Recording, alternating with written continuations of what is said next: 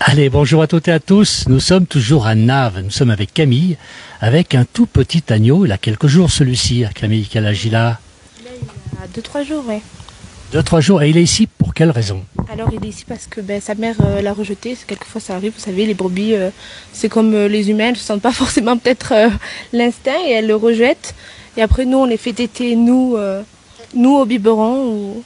Ou quand il y en a vraiment beaucoup, on met une louve chez nous dans le sud. Et là, on en met 4 ou 5, parfois des dizaines, des vingtaines. Mais là, il n'y en a que ça va pour aujourd'hui. Alors, c'est vrai que vous avez beaucoup... Vous pouvez le lâcher. Je crois qu'il n'a pas trop envie de parler avec la caméra. Ah oui, alors viens voir là, mon petit. Allez.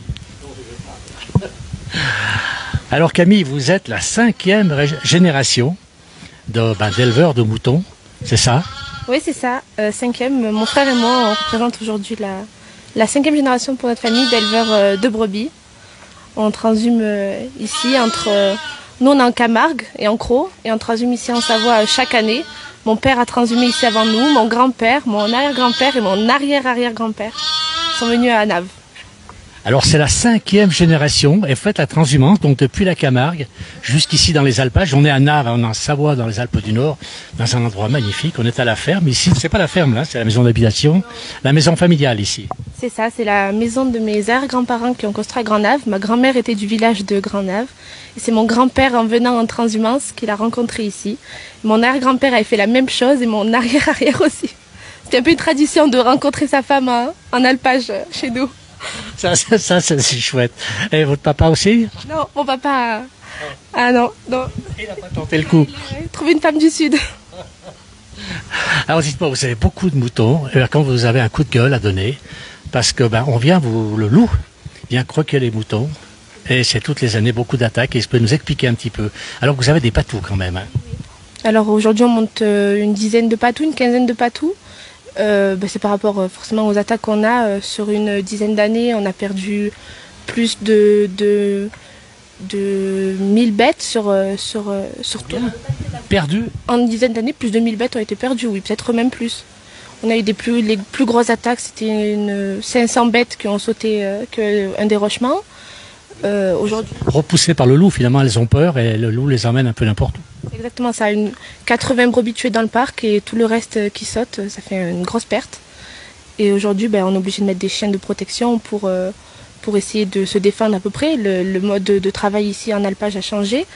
Avant, on mettait les brebis dans ce qu'on appelait des couchades libres, donc on les laissait pâturer, même la nuit, elles n'avaient pas besoin de filer. Le soir, maintenant, on est obligé de les rentrer, de mettre dans des parcs électrifiés pour éviter que les loups attaquent. Et même avec les chiens, on est obligé de mettre ces chiens qui ne sont pas forcément un avantage niveau touristique ou quoi que ce soit, mais nécessaire aujourd'hui. Alors, est-ce que votre papa avant vous a connu ça? Parce que les loups aujourd'hui, il faut reconnaître, il y en a quand même beaucoup. Ah oui, mon père a connu, je vous dis, depuis une dizaine d'années, ça a été mon père qui s'est fait attaquer le premier. Quand le loup est revenu sur la Savoie, on a été un des premiers à se faire attaquer ici. Et par contre, les générations d'avant, non, mon grand-père n'a pas connu le loup. Mon arrière-grand-père et mon arrière-arrière-grand-père avaient connu... ils avaient d'ailleurs dit à mon père, tu auras au moins cette chance, tu ne connaîtras pas le loup, toi, quand tu auras ton troupeau. Et au final, ça n'a pas été le cas. C'est peut-être même pire que je pense à l'époque.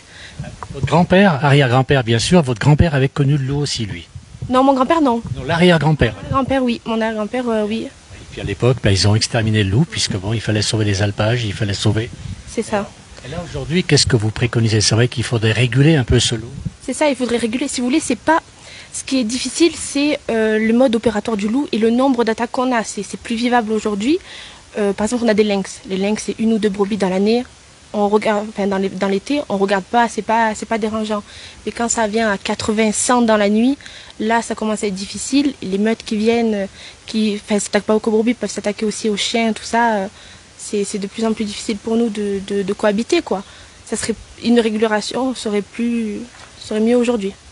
Avec 15 patous, c'est pas suffisant quand même pour surveiller tout ça. Il n'y a pas assez encore. Si vous voulez, les patous se relaient la nuit et se reposent la journée. Donc c'est suffisant pour la nuit, mais la journée, maintenant, c'est là que les loups se mettent à attaquer parce que les patous se reposent, sont fatigués de la nuit, et là, ça permet aux loups de venir plus facilement. Donc avant, on disait qu'ils attaquaient que la nuit, maintenant, c'est n'importe quand, la journée, Essentiellement la journée, et plus la nuit. Et alors, est-ce que vous avez beaucoup de meutes ici? Vous savez à peu près combien de loups vous avez dans le coin? À peu près? Alors, Je sais qu'il y a quelques années, on a vu jusqu'à une quinzaine de loups ensemble ici. Donc une meute, hein. Oui, une meute de loups ensemble. Et aujourd'hui, cette année, on nous parle de 5-6 loups ensemble. 5-6 jeunes. On a vu 5-6 jeunes, donc il doit y en avoir plus avec les parents. Ah oui, donc c'est une petite meute de 5-6 jeunes loups, mais les autres sont encore là, bien sûr. Bien sûr, les autres sont encore là. Là, on est arrivé 2 jours après qu'on soit arrivé avec le troupeau. On s'est déjà fait tuer 2 brebis. Est-ce qu'il y a d'autres éleveurs aussi parce que là je vois qu'il y a des vaches là-dessous, est-ce qu'il y a d'autres éleveurs aussi qui ont ces problèmes? Parce qu'on n'est pas la seule dans le coin à élever du mouton, de la chèvre. Sur la montagne de Naves, si on est les seuls en mouton, mais je sais que ceux des vaches aussi ont été attaqués. Un veau a été tué il y a 4-5 jours. Des vaches qui sont là sous le village. Les vaches là sous le village, le veau a été tué le même soirée que nous, les brebis. Et là, on est à 10 mètres des maisons, du village, finalement, des habitants. Ah oui, c'était entre les 2 villages, juste à côté des maisons, ça ne le dérange pas. À force, c'est habitué à l'homme, vous savez. Est-ce qu'il vous est déjà arrivé à vous ou à des gens d'ici de croiser le loup, de le voir s'approcher des troupeaux, s'approcher des maisons? C'est inquiétant quand même que le loup s'approche des maisons et des enfants qui jouent aussi dans les cours. Ah oui, ça c'est déjà arrivé à nos bergers. Alors nos bergers, ils les voient souvent, les loups attaquer des choses comme ça. Mais c'est déjà arrivé de le voir, même de leur crier dessus pour les faire partir et que le loup leur est venu dessus. Ça leur est déjà arrivé. Le loup attaquerait le berger. Le loup a déjà essayé d'attaquer un berger. Il s'est approché, si vous voulez, du troupeau pour attaquer une brebis. Le berger a crié. Le loup est parti, il est revenu, il a recrié. Le loup, il est venu dessus. C'est le berger qui est parti, du coup. Ouais, là, ça commence à être difficilement maîtrisable, alors. C'est ça. C'est que la prédation est de plus en plus forte. C'est ça le problème. Et alors, vous êtes 2 donc, dans l'exploitation. C'est votre frère, bien sûr, qui avait repris l'exploitation familiale. Est-ce que vous allez continuer, si c'est comme ça, à venir en Savoie? Parce que vous n'avez pas de problème. En Camargue, il n'y a pas de problème. En Camargue, ça arrive un peu sur l'accro. Nous, pour l'instant, en Camargue, on est tranquille. Mais non, c'est pas le loup qui nous fera arrêter, ça, c'est clair et net. Même ici en montagne? Non, même ici en montagne, on n'arrêtera pas de dire parce qu'il y a des loups. Après, il faut dire ce qu'il y a aussi, on est bien aidé par la DDT, par les gardes qui viennent. Quand on a des problèmes avec les brebis ou quand elles se font attaquer, les constats, tout ça, c'est quand même bien géré. Et non, c'est pas ça qui nous fera attaquer aujourd'hui. À part si tout le troupeau saute la barre, là on n'aura plus le choix. Beaucoup de loups et puis beaucoup qui ont faim.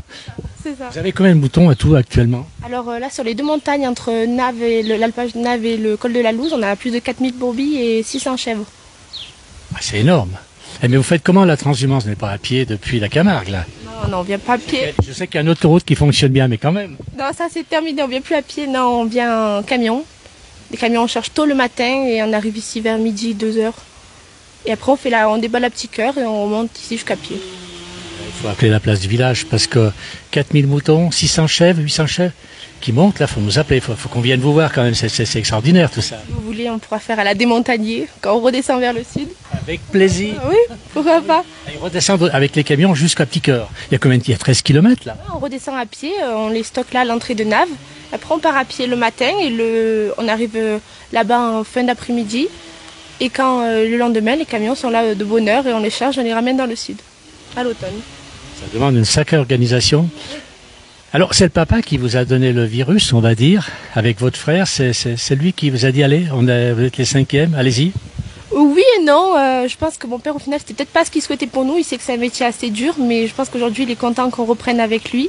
Et puis, chez nous, la tradition familiale, tout le monde fait les brebis. Que ce soit les petits, les grands, les filles, les garçons, tout le monde a des brebis dans notre famille, donc c'était de la suite logique, je pense. Vous avez des enfants vous-même? Non. Pas encore, mais si vous avez des enfants, vous allez les encourager à suivre la 6e génération? Ouais, pourquoi pas, ouais. Votre frère aussi? Oui, mon frère, oui. Oui, lui, il n'y aura pas de doute. Non, mais c'est très dur. On continuera et on n'est pas prêt d'arrêter, je pense. Il faut quand même sérieusement aimer son métier. Si on veut quand même combattre ces loups, quand même, c'est quand même assez, je sais pas, de faire quelque chose, de savoir qu'on fait un travail, on élève des brebis, on élève des chèvres, on veut faire du fromage, c'est quand même pas facile déjà le métier que vous faites des heures, vous comptez pas les 35 heures dans la semaine évidemment, et quand vous voyez que derrière des bêtes viennent attaquer, faut quand même avoir un sacré moral, puis avoir une volonté de conserver ce métier. Oui, c'est vrai que c'est assez décourageant.